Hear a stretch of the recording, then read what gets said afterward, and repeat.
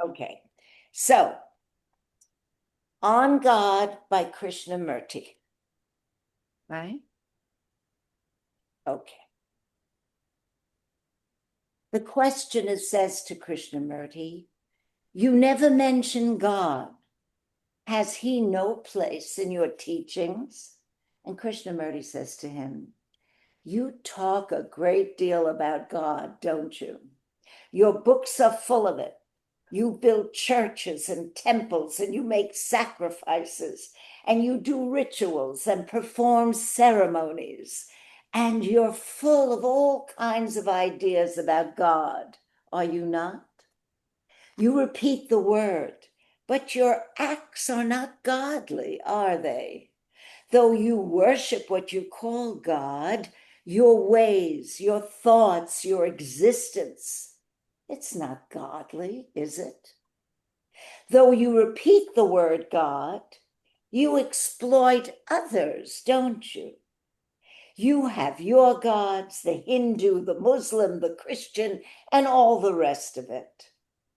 I don't use the word God for a very simple reason, because I'm not creating an image about what God is. However, when the mind is still, reality, or what you call God and what he calls reality, the indescribable comes into being. You cannot invite it. To invite it, you must know it, and what is known is not real, because what's known is only an image. So an image isn't real. So when you invite God, you're inviting what you think that is, but it's an image. So the mind must be simple, unburdened by belief. And when there is stillness, when there is no desire, no longing, when the mind is absolutely quiet, with a stillness that's not induced, then reality comes. And that truth, that reality, is the only transforming agent. It is the only factor that brings a fundamental, radical revolution to our existence in our daily life. And to find that reality is not to seek it, but to understand the factors that agitate the mind, that disturb the mind itself. Find that which disturbs the mind. Then the mind becomes simple and quiet and still. And in that stillness, the unknown, the unknowable comes into being. And when that happens, that is a blessing. Now, he continues. In this book, obviously, I'm skipping around, so anybody that has the book can find it for themselves. Okay. The things that thought has put together as sacred are not sacred. They are just words to give significance to life, because life, as you live it, is not sacred and it's not holy. The word holy comes from being whole, which means healthy and sane. And all that is implied in the word holy. So can your mind be absolutely quiet without any control and without any movement of thought? Now, he differentiates thought.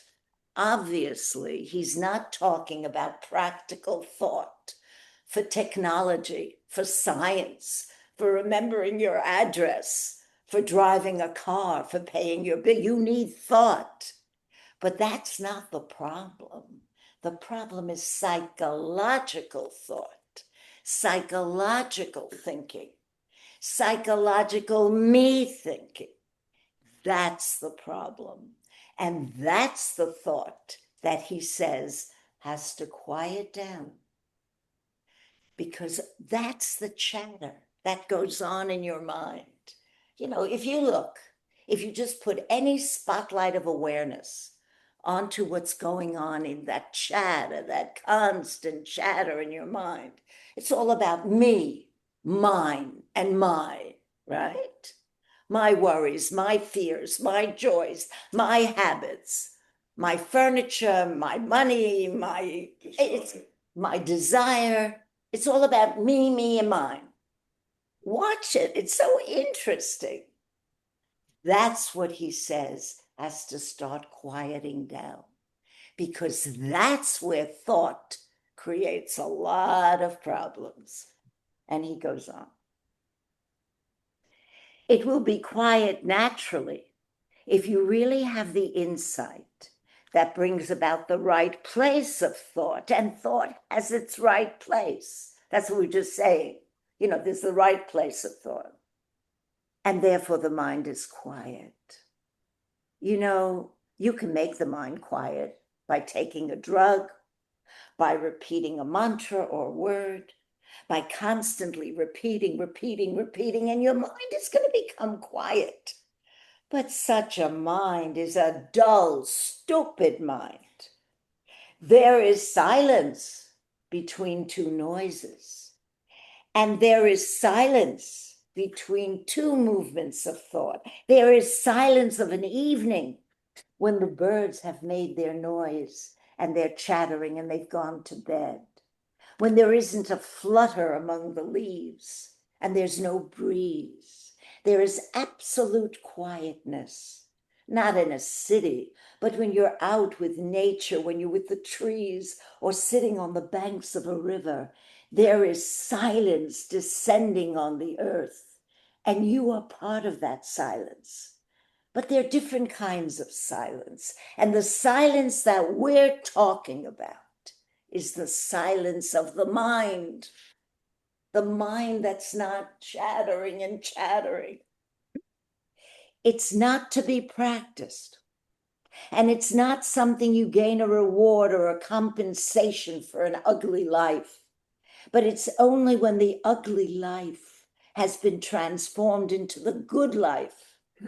And by good, I mean not having plenty, but the life of goodness, in the flowering of that goodness, that beauty. Then silence comes. So we also have to find out if there is something that's eternal, that's timeless, which means, can the mind that has been cultivated in the area of time, can that mind find out or come upon or see that thing that is everlasting to everlasting? It means, can the mind be without time? Look, he says, time is necessary. I've got to go from here to there and all the rest of it. So he's not talking about chronological time. He's talking about psychological time. It means, can the mind be without psychological time? Though time is necessary, but not psychologically. Can that mind be without time, which means, can that mind be without the past, without the present, without the future? Can that mind be in absolute nothingness? Don't be frightened of that word, because it's empty. It's got vast space. Have you ever observed in your own mind if you have any space at all? You know, space. Or is everything crowded? Crowded by your worries, crowded by your sex or no sex, by your achievements, by your knowledge, by your ambitions, crowded by your fears, by your anxieties, by your pettiness, crowded. A mind that has no space in daily life cannot possibly come upon that which is eternal. And you know, he goes on to say, we also have to inquire into what beauty is. What is beauty? You know, did you look at the sunset this evening as you were sitting there? Did you look at the sunset, which is behind the speaker? Did you look at it? Did you feel the light and the glory of that light on a leaf? Or do you think beauty is sensuous and that a mind that's seeking sacred things cannot be attracted to beauty, cannot have anything to do with beauty? The beauty of behavior, the beauty of conduct, inward beauty, the beauty of the way you walk, the way you talk, the way you gesture, the beauty of love, the beauty of compassion. And there's also the beauty of a clean street, of good architectural form, of a building. And there's beauty of a tree, a lovely leaf, the great branches. To see all that is beauty, not merely to go to a museum and talk everlastingly about beauty. The silence of a quiet mind is the essence of that beauty. And because it is silent, it is not the plaything of thought. And then in that silence, there comes that which is indestructible, which is sacred. In the coming of that which is sacred, then life becomes sacred. Your life becomes sacred. Our relationship becomes sacred. Everything becomes sacred because you have touched that thing that is sacred. And now I'm just going to close with this, because here is Krishnamurti. He had a notebook, and he's had the enlightened experience, and expanded awareness. And he talks briefly about it here. This quiet mind, this silence mind that he's talking about, means a mind that has no me. Because he asks the question, is there a me independent of thought? Or is the me made up of thought? And he says, this is so brilliant, he says, you think the thinker produces the thought. No, he says, it's the thought that produces the thinker. How?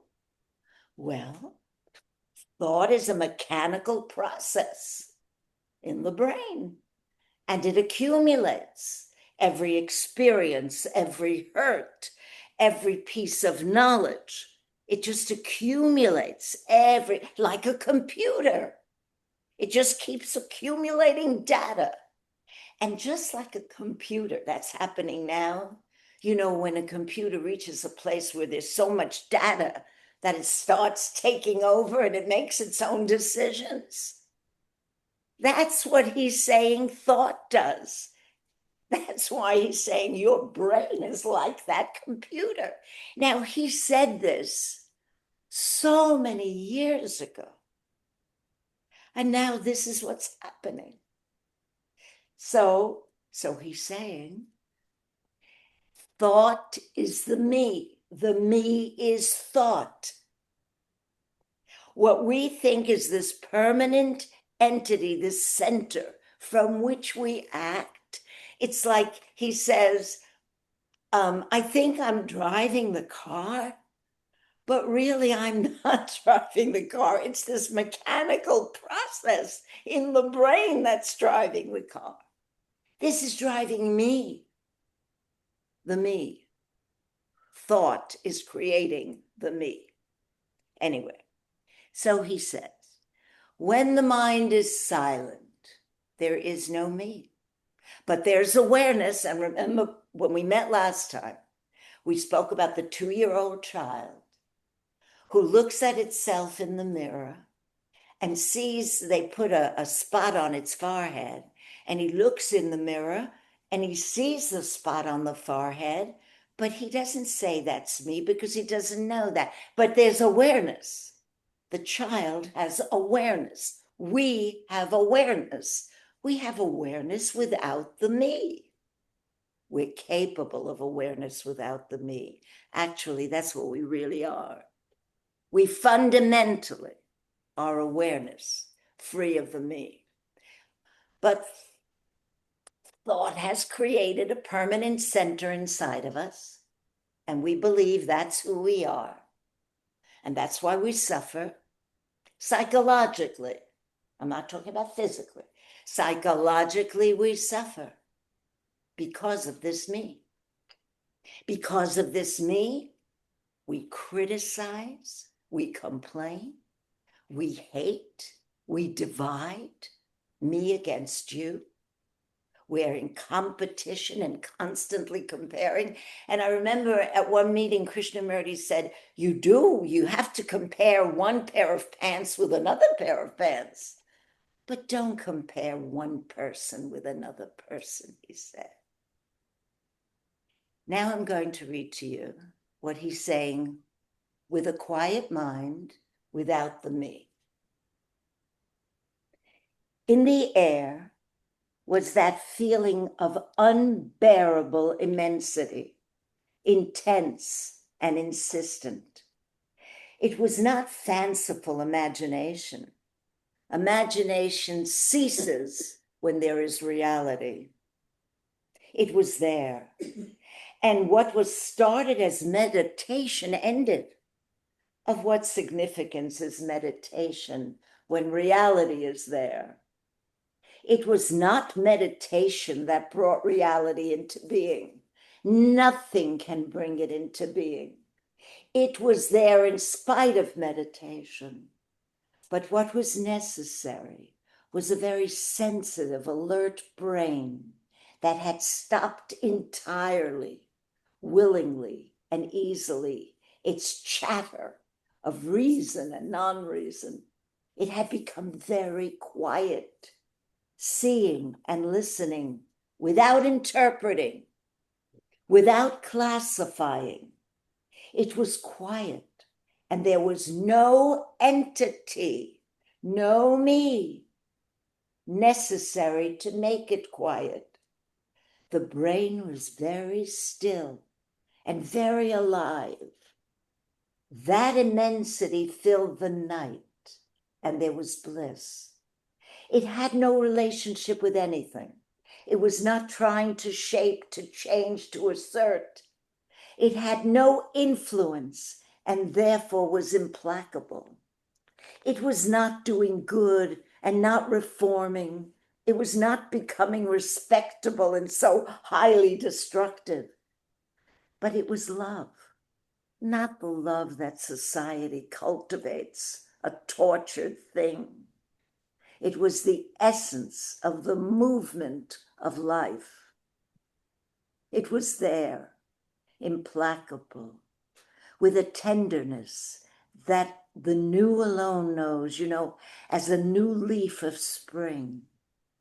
And there was strength behind measure, and there was power that only creation has. And all things were quiet.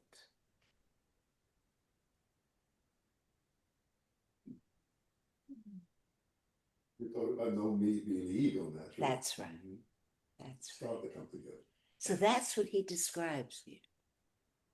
This beautiful state of being. This magnificent state of being. And in that state of being, he said there was no entity. And there was peace, there was quiet. Now, he's teaching all this and he's showing all this because he's trying to get us to what we really, really are. Not what we think we are. Not what all these years of living had us believe we are, but what we really are.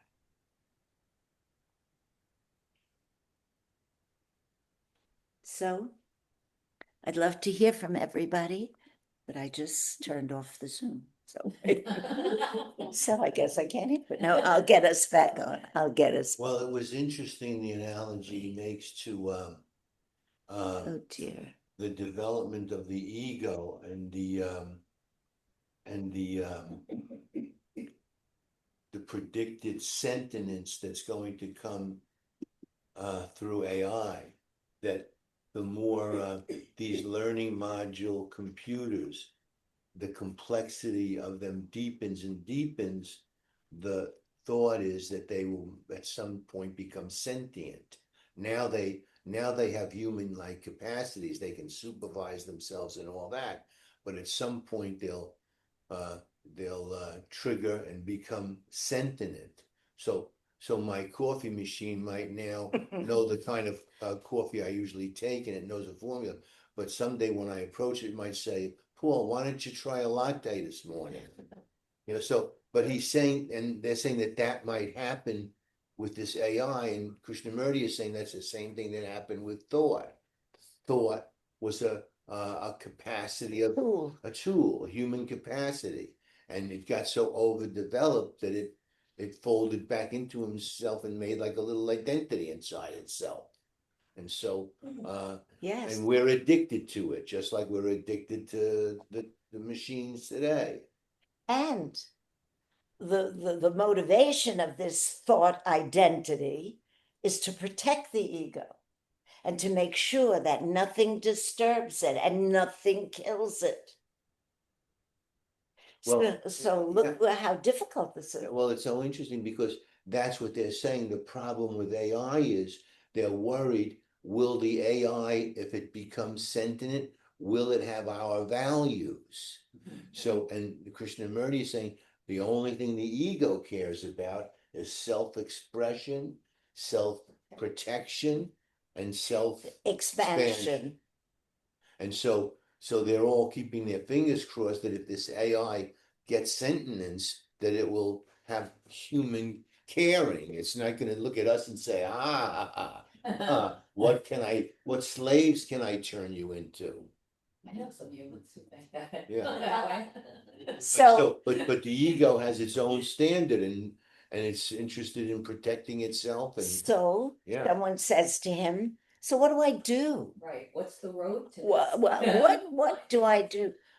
He gives one main answer. Well, he gives a lot of answers, I shouldn't say. Choiceless awareness. What does that mean? That means the minute, the second there's an awareness of an act, let's say of selfishness, the minute, the second that there's an awareness of it, not to try to change it, not to try to do anything with it, but to see it. You see, when there's anger, we right away would say, "I don't want to be angry," or "I should be angry," or "I want to be more angry." But that's the me. Choiceless awareness. In the moment, there's an awareness of anger, because actually in the second that there's anger, that's what you are. You're just anger. But a second later, there's an awareness. And not to do anything with it, not to try to change it, not to beat yourself up about it, just to see it. He says that seeing of it without naming it, that's another important tenet of his. See, we name everything, right? Because that's how we maneuver in this world. But he says when it comes to emotions, especially, it's important, if you can, not to name it.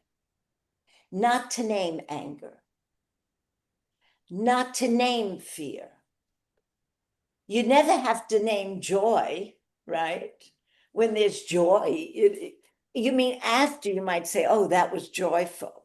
But you really don't name it. You just feel it. You just experience. No, you be it. You're being joy. He says, but when we name anger, It's just like when we name a tree. You know, we look at a tree, a beautiful tree, and then some people really know one tree from another tree. Oh, how beautiful this maple is. Don't name it. For a minute, for a second, he says, don't name it. Just look at it. What do you see when you don't name it? You see much more, because the minute you name it, you constricted your perception of it. And then you put in everything that you know about a maple tree. It's the same thing with anger or fear. The moment you name that fear, he's saying you've already made yourself distant from it, running away from it, rather than staying with it without naming it. Let it fully bloom inside you.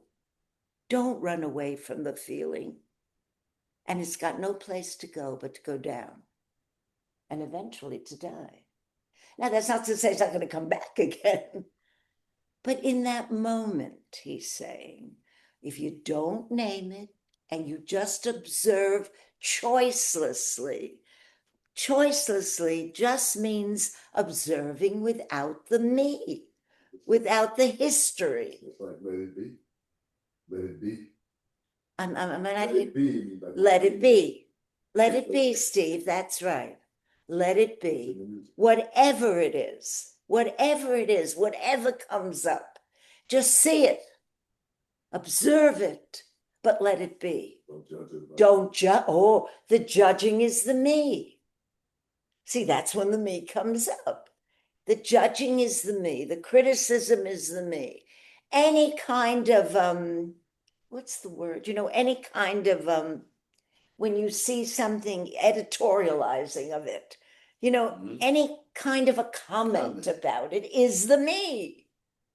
And the me is the past. Yes, dear. So if you have anger and you get mad at someone and they want you to apologize, are you supposed to just be quiet and pretend you didn't get angry, or how does that work?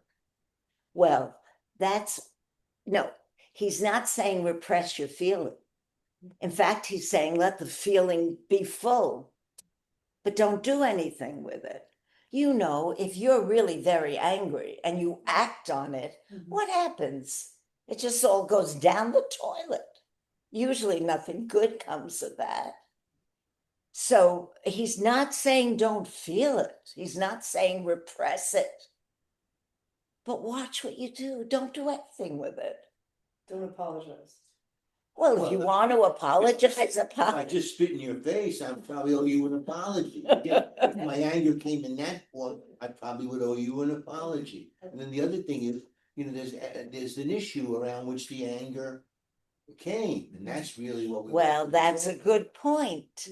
See, the anger is only the secondary, yes, of an issue. So if we can get past the anger, then we have clarity toward the issue. You're not going to be clear about an issue with anger. There's no way you're going to have clarity. And you're going to probably screw it up. Can you be aware of anger, for example, and then say, oh, that's the me that's doing that. Oh, yeah, can you do that. probably You would. can make that observation. Oh, yes.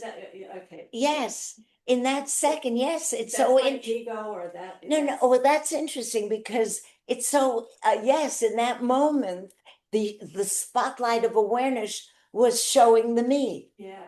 Because it's awareness that saw the me. Yeah, because when I get angry or jealous or something, it's like, Yes. ego, you know what I mean? Yes, that's what's happening now. When, so there's the me that can see the anger, and there's an awareness that sees the anger. We do have to be able to differentiate. When the me sees the anger, it wants to do something, and it begins to get hateful, or it begins to get nasty, or whatever it does. And blame, yes, blame. When awareness sees the anger, it doesn't do anything. Because awareness has no motive. It's just awareness. It's like a light. It's like the sun has no motive. It just shines a light. Awareness, I just have to tell you, and I may have told you this before, the first time I ever realized awareness was reading one of Krishnamurti's books. And it was like a lightning bolt hit, because there was awareness, and you began to become aware of things you were never aware of, not only external things, but mainly inside. And it was wonderful. And we immediately got on a plane and flew out to him because the teaching was so profound and so beautiful. Where'd you fly to? California, he was in Ojai, California. That's where we flew to. Yes. So I think what he also said about God was important. It's not an image that we've created and that we worship. Instead of looking for God, let's see if we can become aware of that which is sacred. And he said, so how does one start to become aware of what's sacred? So you heard what he said. Look at beauty. Look at beauty. And again, just observe with awareness beauty. He said, look and see where the mind goes. Where are you living? Are you living in the past? Are you living in the future? Where are you living? So see where time is. Obviously, the minute you project into the future, you create fear. There's no doubt about that. And the minute you dwell on the past, you're creating anger and guilt. So watch, he says, just observe. Time. Observe time. Beauty, time. See if you can see, if you can even touch in a moment, that feeling of that which is everlasting, even just for a second. And you touch it all the time when there is no me. You're touching it all the time when there is no me. And there are moments when there is no me. We all know that. But we don't pay any attention to that. There's no awareness of it and there's no attention to it. And by the way, he says, with attention, full attention, there is no me. When you fully attend to something, to a person, or to whatever you're working on, you give full attention to it. There's no me. No, people call it you're in the flow. There is no me. All the athletes say that.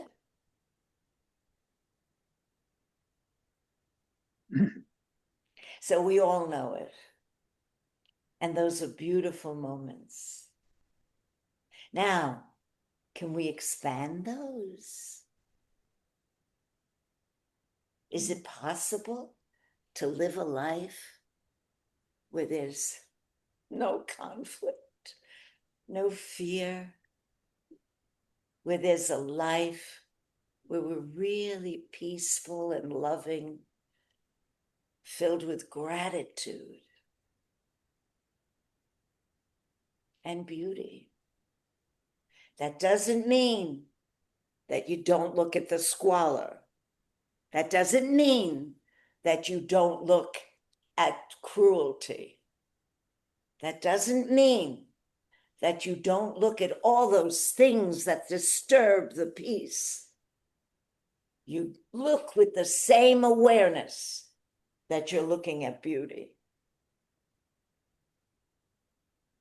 I know. So, can we do that? Is that possible? Do we want to do that? I mean, some people would say, well, I don't care about this stuff. I don't care. As long as I'm happy, I've got what I want. Why do I care about all this? because someday everybody ends up the same way. And when that time comes, we want it to be in peace, without fear. And we want our daily life as much as possible. I'm sorry, very sorry. We want our daily life as much as possible to be in that quiet space.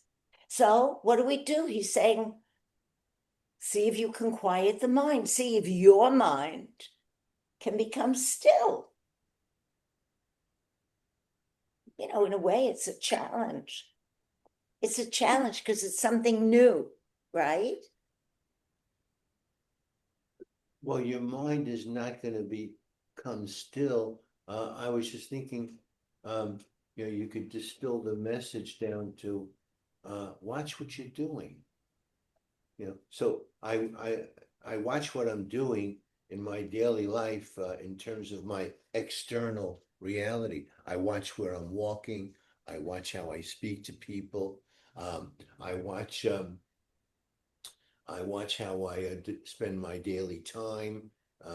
But also the thing would be is to watch what you're doing internally, to put some attention watching where my thoughts are, what my reactions are. And, you know, it's an extension of the unexamined life is not worth living. That's true. So I want to now live an examined life. And thankfully, that's the saving grace. I do have this issue with thought being the center stage in my awareness, but fortunately, I have this capacity to see what's floating on the stream of my consciousness. What is So- it that sees? Present, moment by moment, unfiltered, unconceptual awareness, the pure seeing. And so that's the saving grace. Once you get the good news, hey, you have the capacity to witness your inner life, then there's a way out. If I never had the realization that there's a capacity to witness my inner life, then I would be totally addicted to the image I have of myself. And when somebody came along and flattered my image, I'd be uplifted. And when somebody came along and banged my image, I'd be hurt. And I would live my life in that narrow little strip between running away from my fears. Don't let me go bankrupt. Don't let me get sick. Don't let this, whatever. And toward my desires. Let me win the Oscar on my movie. That's where I would live, right? Floating between those realities. But here I have a choice to live a life that's not so pushed around by external factors. And, you know, when I get pushed around by those external factors, I'm irritable, grouchy, or worried, or frantic, or anxious about this or that. And so that's the saving grace here, the ability to watch what you're doing.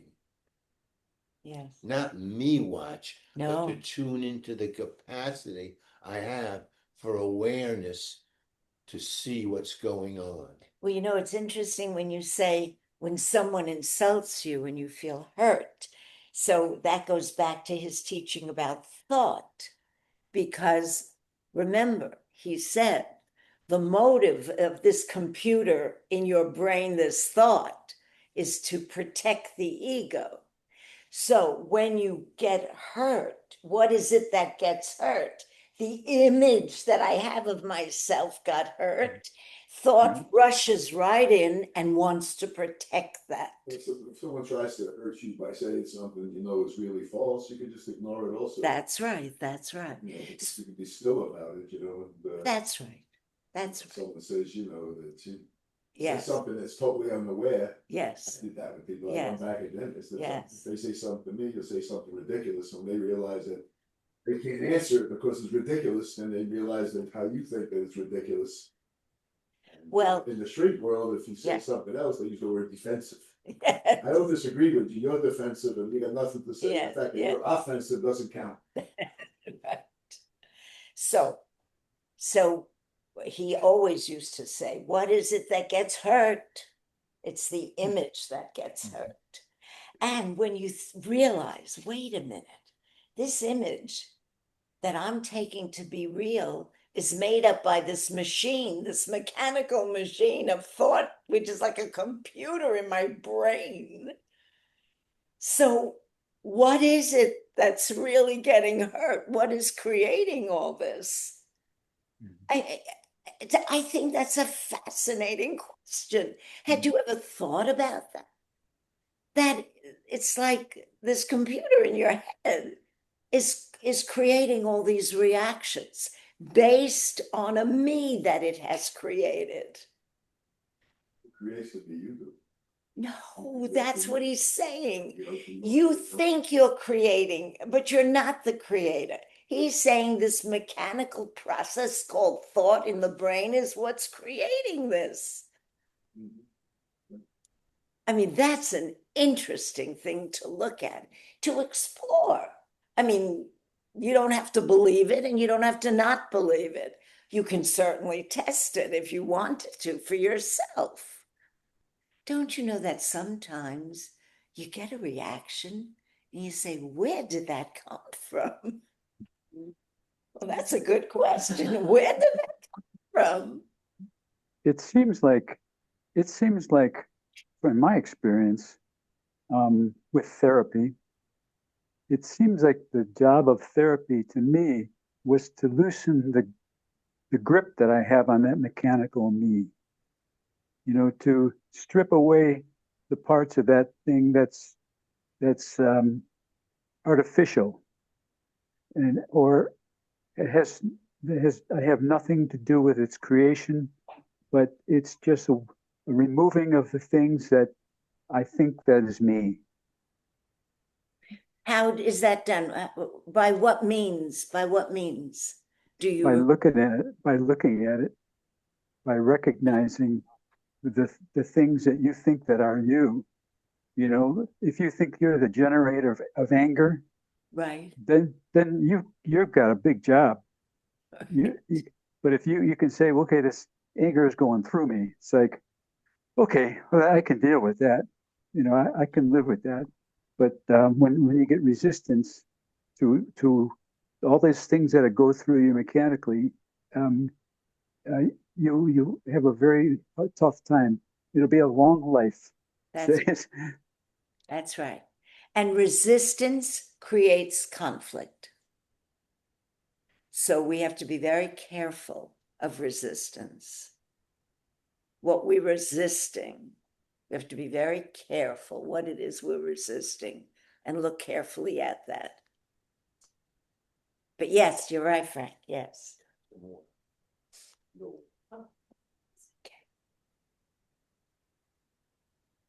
Bill, how you doing? Oh, maybe you don't. I'm doing great. Good. Evelyn, how are you? Good. So, is there anything you'd like to add? Well, I guess what comes up for me is Nisargadatta's quote that wisdom tells me I'm nothing, love tells me I'm everything, and between the two, my life flows. Right. That's just a beautiful quote, and for some reason that's what pops up during this discussion. Yes, that's right. That's right. Did you want to say something? No? Okay. Chip, are you there? Oh. I am. Oh, okay, Chipper. Oh, hello. Hello. Hello. Yeah, I think this is all wonderful stuff, Very, very. I think that just that simple idea that in order for the egoic self to exist, you have to think about it. You know? And it's that simple, really, And I think yeah, I thought this was wonderful. It's that simple, and to be able to recognize that we're not that egoic self.